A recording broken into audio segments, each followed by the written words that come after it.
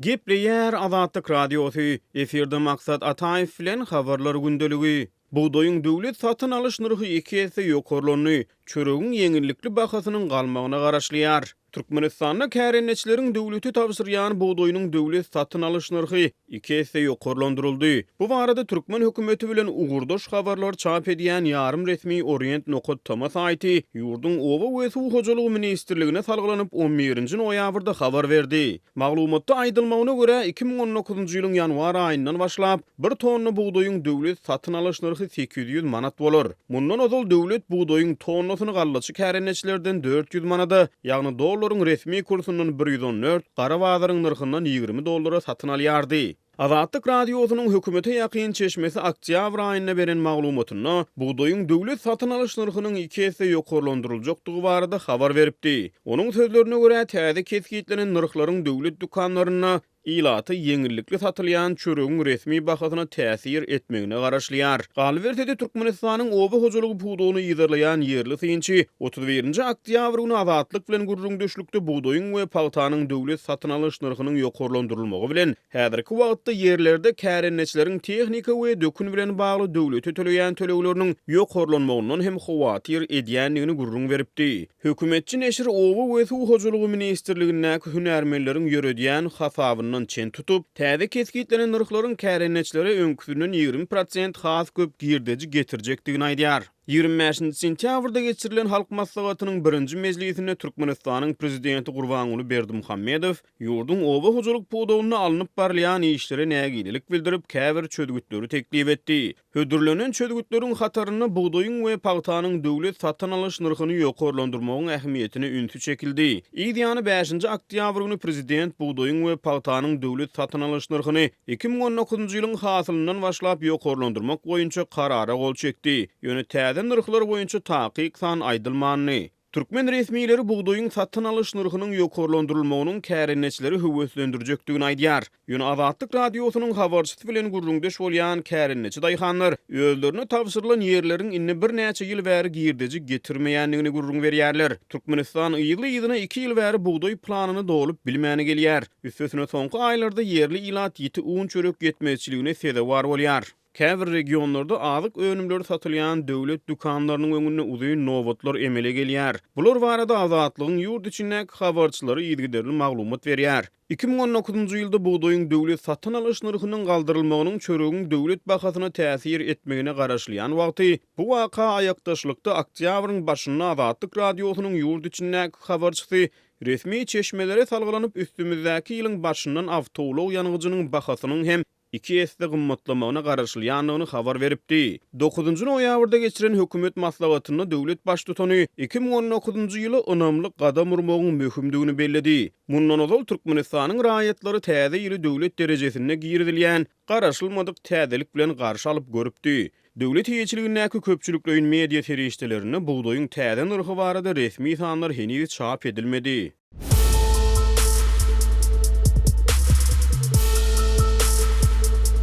Öz sewitingizde bolýan wakalar barada Azatlyga maglumat bermek isleseňiz, biziň Facebook hasabymyza ýazyň. Bizi gözlep bölümine Azatlyk Radiosu ýazyp tap bilersiňiz. Siz suratlaryňyzy we videolaryňyzy hem ýollap bilersiňiz. Azatlyk siziň şahsiýetiniňizi gizlinlikde saklar. Siz bolan wakalar barada maglumat beriň, biz hem habar bereriz. Gepleyer Azatlyk Radiosu mikrofonuňda Merdan Saryýew.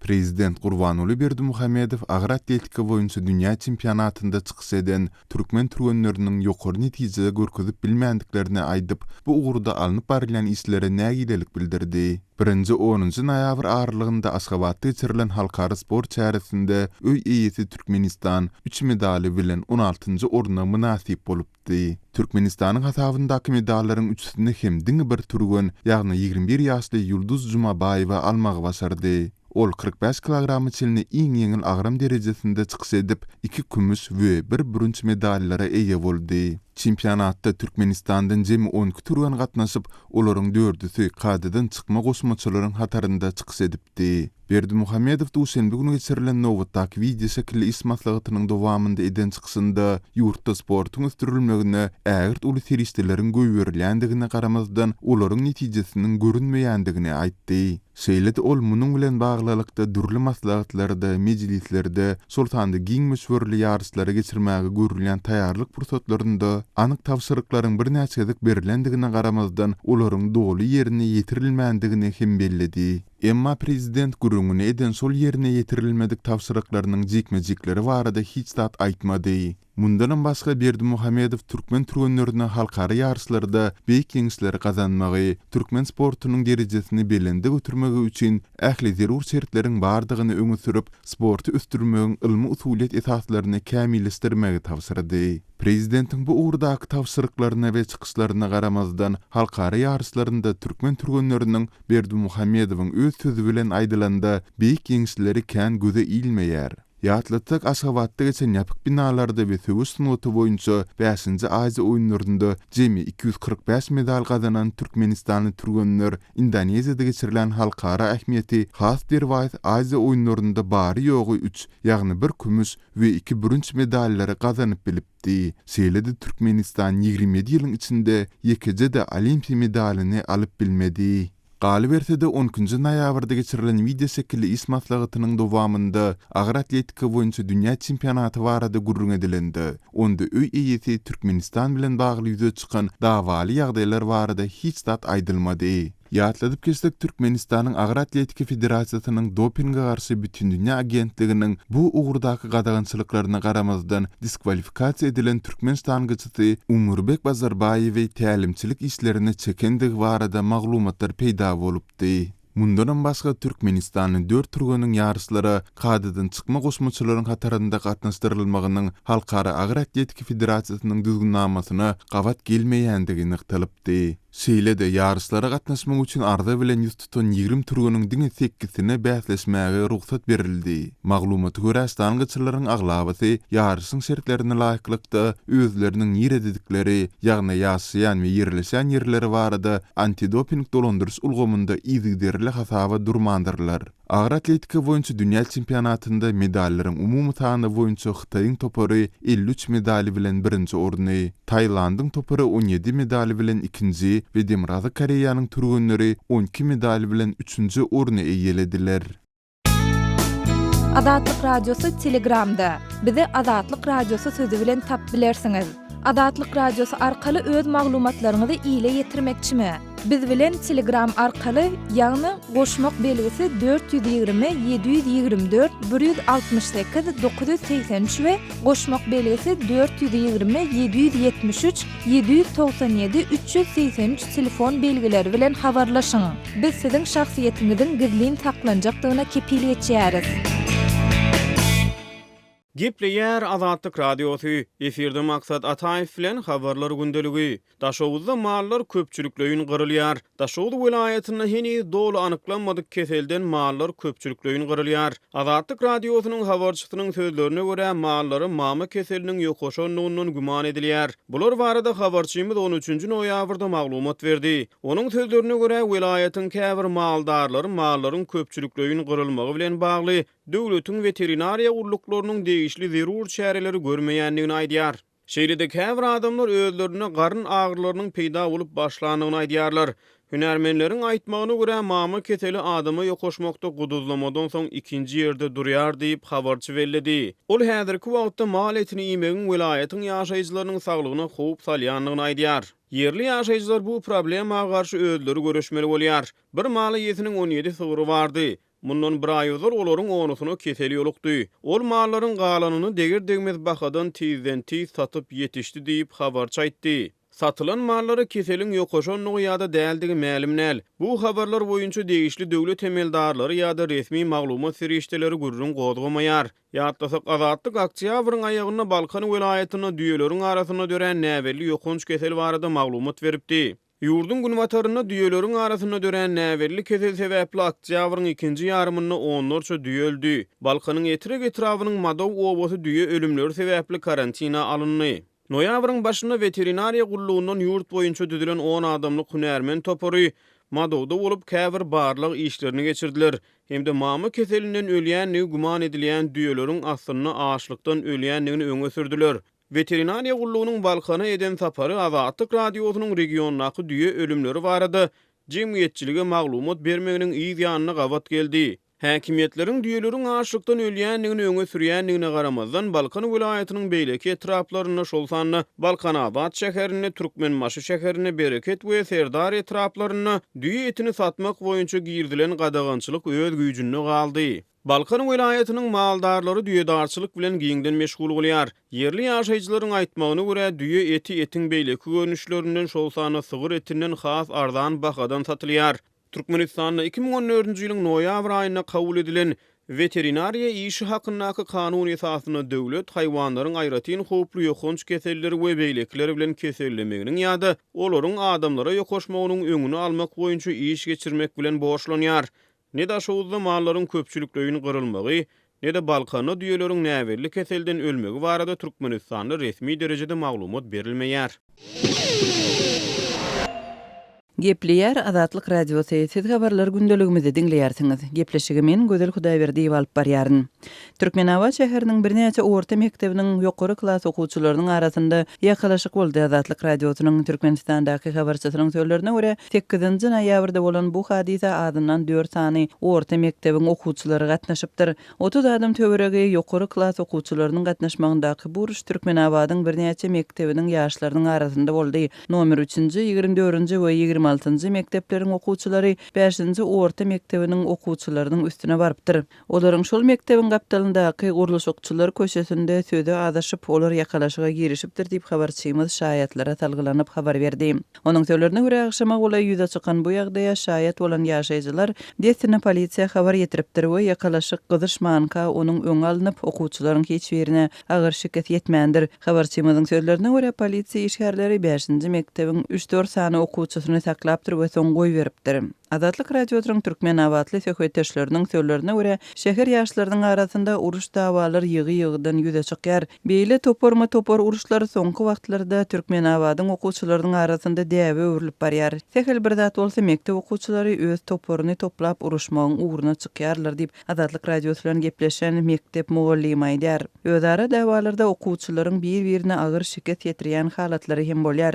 Uruşyň gylgylygynda kim pyçaklanýar, kim bir ýerini döwdürip hana düşýär diýip Azatlyk radiosu bilen söhbetdeş bolan Türkmenabadlylaryň ýene biri gurrun berdi. Habarçymyzyň söýlerine görä ýakalaşyklar zerarly okuwçylara şikayet etmeginden daşary bu ýagdaý olaryň geljegine hem erbet täsir ýetirýär.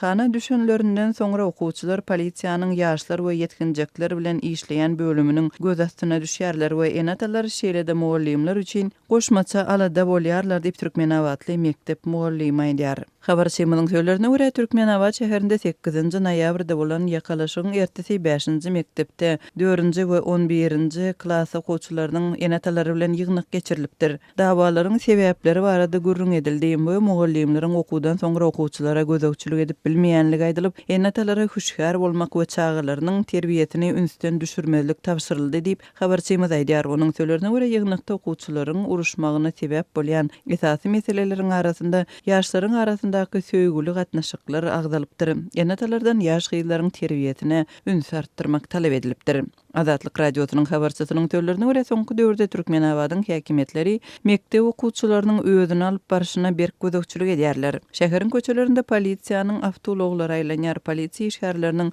ýaşlary kowalap ýören pursatlary hem gözeýilýär. Kanun goraýjy daralarynyň we häkimligiň wekilleri ýokary klas okuwçylary bilen wagtal ýygnaklar geçirýärler we ýaşlaryň terbiýeti we olaryň jinaýatçylyga baş goşmazlygy barada çykyş edýärler. Ýa-ni ýakynda Azatlyk radiosynyň daşowdaky habarçylary regionda mektepde okuyan ýetkinjek gyýlaryň ten satmak bilen meşgullanmagy, zorlanmagy we ir durmuşa çykmagy bilen bagly wakalaryň köpelenligini habar berdi. Türkmenistanyň häkimetleri ýaşlaryň ahlagyna gözegçilik etmek boýunça şöýl amalaşdyran resmi çäreleriniň arasynda telewizionyada pornografik şeýlede yaramaz endikleri höwüslendirýän maglumatlary efire bermegi gadagan etdiler. Mektep okuwçylarynyň telefonlary wagtal zor bilen barlanýar, olaryň içinden pornografiýa mazmunly video suratlar gözlenýär. Mundan başga gyýda okuwçylary ginekologiýa barlygyndan geçirilýär. Türkmenistan'dan Azatlyk Radiosynyň azathabar.com web saytyna Sayfon 3 proxy ulgama arkaly howpsuz ýagdaýda girip bilersiňiz. Sayfon 3 siziň internetdäki şahsiýetiňiziň gizlinligini ýokary derejede üçin etýär. Türkmenistan'dan her günde Sayfon 3 arkaly 1,5 million gezek peýdalanylyp petiklenen saytlary girilýär. Sayfon 3 dowamly özgörýär. Şonuň üçin ony her 2 hepdeden täzeläp durmagy unutmaň. Azatlyk Radiosyny Sayfon 3 bilen howpsuz ýagdaýda iýdarlaň.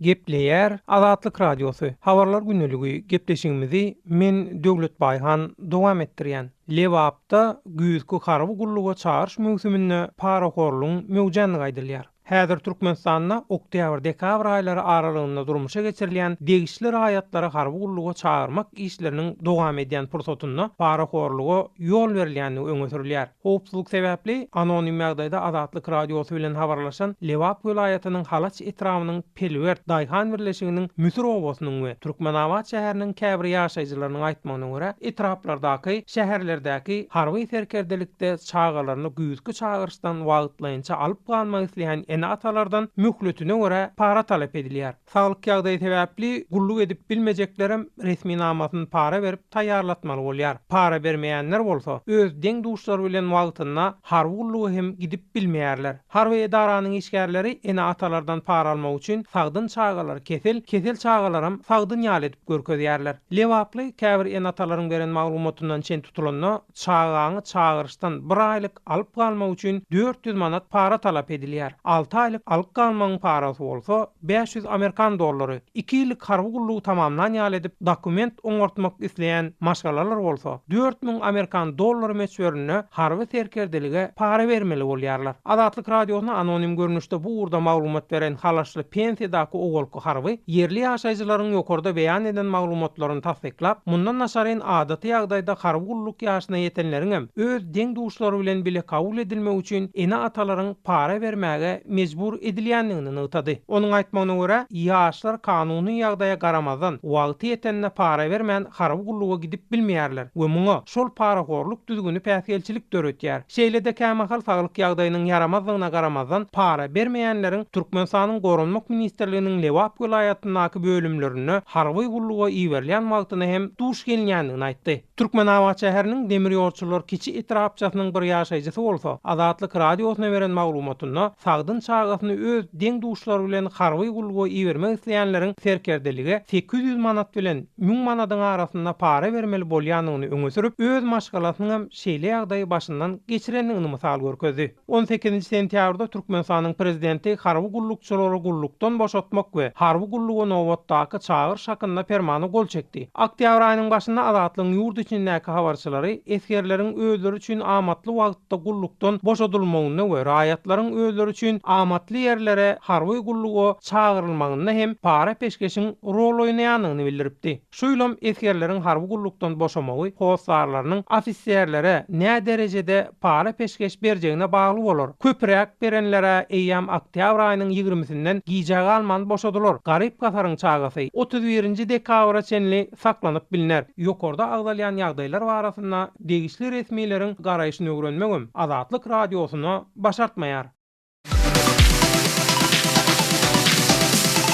Azatlyk Radiosynyň azathabar.com şeýlede Türkmenistanda pitikli beýlik saýtlary hiç gili bökdünsiz girip bilmek üçin Sayfon 3 proxy ulgamyndan peýdalanyp bilersiňiz. Proxy ulgamyny psipxon3.com web saytyndan indirip onu kompýuteriňize ýa-da smartfonuňyza gurnap bilersiňiz. Sayfon 3 proxy ulgamy dowamly täzelenýär. Şol sebäpli ony psipxon3.com web saytyndan täzelep durmagy unutmaň. Gepleýär Azatlyk Radiosu. Gepleşiklerimizi dowam etdirýäris. Eferde siz bilen men Araz Perwiz. Azatlyk Radiosynyň çeşmeleri öten hepde Täjikistanda bir türmede bolan gozgolongda ozal aýdylşynyň ikesesi ýagna ağzyndan 50 tusagyň ölendigini aýdýarlar. Hökümetiň bolsa bu barada beren maglumaty ýok diýerler.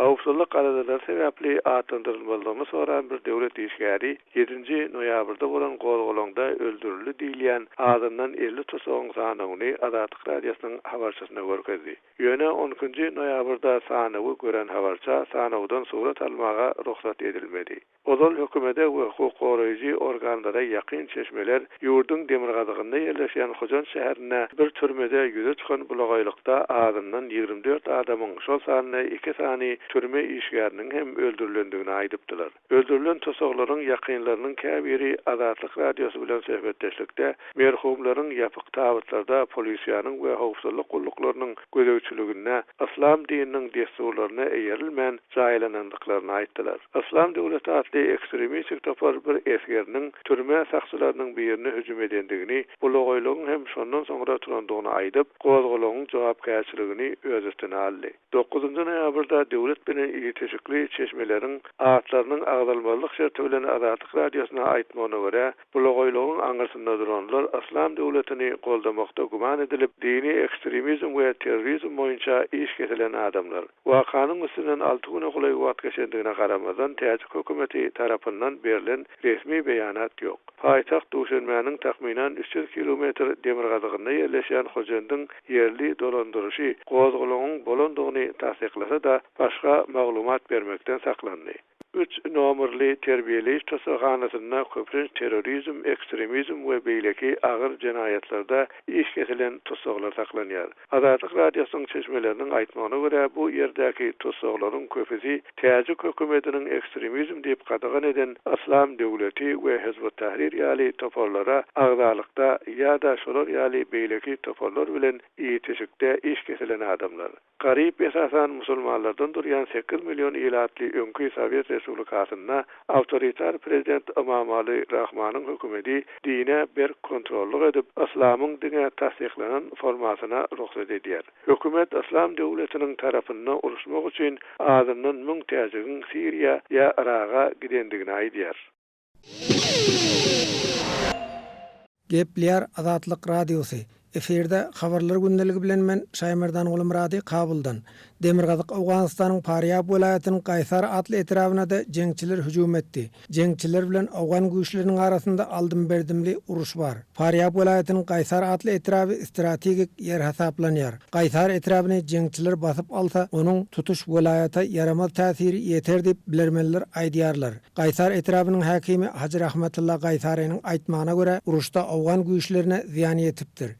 نفر شهید داشتیم نتیجه منفی رو در برخورد داشت دولت نمیتونه سقوط شمال رو بگیره 7 Awgan harbisi helak boldy. 11 harbi yaralandy. Jeňçileriň hüjümi dowam edýär. Gaýsar etrawy Sinar diýen gorkymyz bar. Bu etrap sinsa, onda jeňçileriň bütün Paryab welaýatyny basyp almagy hem uzak däldir. Paryab welaýaty sinsa tutuş Demirgazyk Awganystana onuň yaramaz täsiri bolar. Gynansaňam jeňçilere garşy görüş üçin merkezi hökümet alada etmeýär diýip hakim Rahmetulla Gaýsary nägelelik bildirdi. Paryab welaýatynyň hemme etraplarynda da jeňçiler hereket edýär.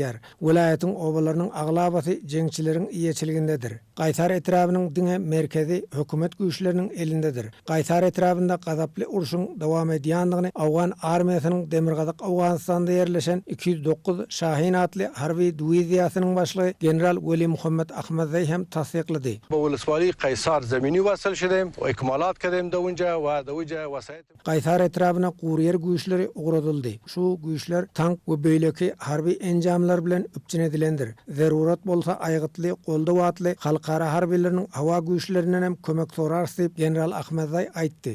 Paryab welaýatynyň Poştunkot atly etrawyna hem jeňçiler hüjüm etdi. Poştunkot etrawy paýtagt Meýmene şäheriniň golaýynda ýerleşýär. Meýmene şäherine de jeňçileriň we hem salýanlygyny ýerli geňeşiň deputatlary aýdýarlar. Paryab welaýatynyň 9 etrawy Türkmenistan bilen çäkleşýär. Türkmen-Awgan serhediniň Awganystan tarapyna jeňçileriň iýeçiligi edýändigini ýerli resmiýetler boýnalýar. Türkmen-Awgan serhediniň boýunda talibanlaryň hereket edýändigini deputat Seýit Abdulbaqy Haşimi bildirdi. Türkmen-Awgan çekresi var, harekatı var. Şu raptamat yolları serhaddan. Talibanlarını koyuyor.